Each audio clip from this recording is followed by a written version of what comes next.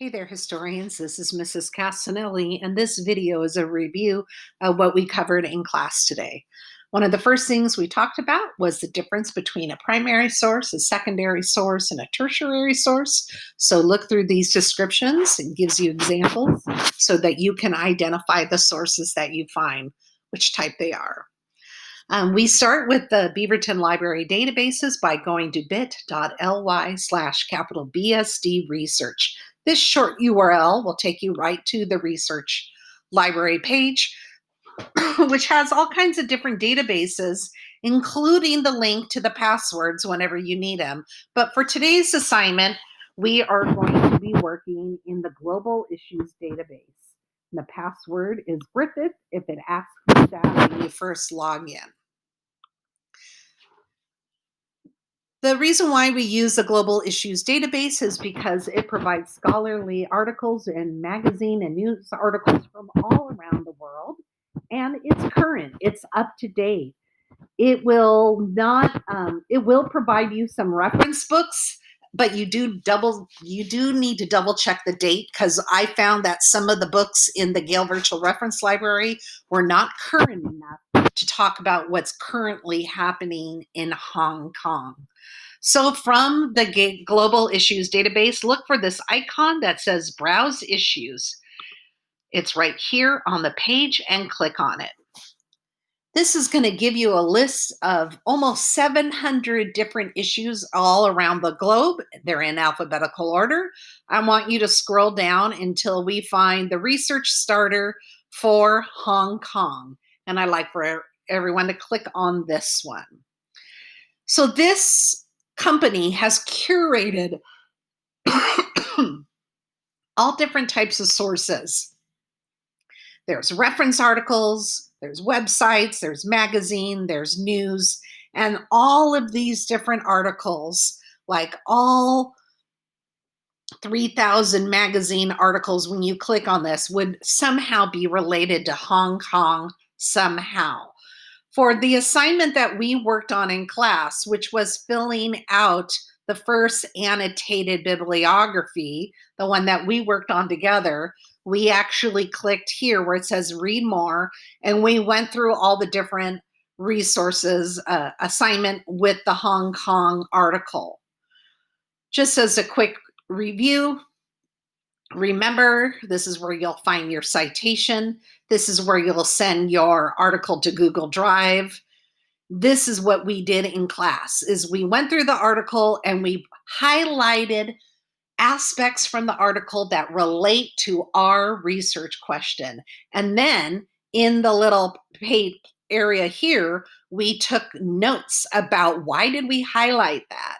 After we were gone through the entire article and we highlighted and took notes in different aspects, we sent the article to Google Drive. It shows up in our Google Drive in a folder called Gale and Context Global Issue, and there is your highlights and your notes, which look something like this. So what it did is it pulled the full article off the database.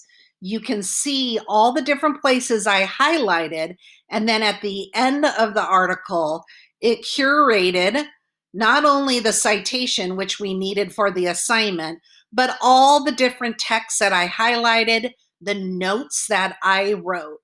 And you are going to use this information to fill out the rest of your source information. The MLA citation, the link to your actual document, your notes, your quotations, identify what type of source it is, and evaluate how well this source answers your research question. After we did the first one together, we talked about how you can find additional sources by changing your search, not just searching Hong Kong, but maybe, depending on what your research question is, pro-democracy demonstrators. Or in the case of me, my question was, to what extent did Hong Kong's national security law impact the demonstrators? So now I might want to search national security law instead. So up here in your Global Issues database, you're going to try out different search terms. And then, because you need to find a couple more sources, you're going to look through a variety of the sources here. And what we practiced in the class was searching within the results, also filtering it by different publication titles or different publication sources. And that means you're going to go back to the initial page and maybe try a different search like national security law or Hong Kong and see what kind of articles or things that you can find from there. It looks like there's 101 news articles about the national security law for Hong Kong. And so now I might want to look through one of these sources. Maybe I'll even change the date to say, show me one that just recently happened. And this article here is from the Shanghai Daily.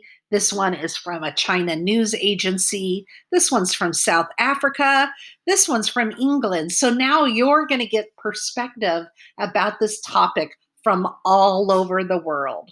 And that is one of the reasons why we are using the Global Issues Database.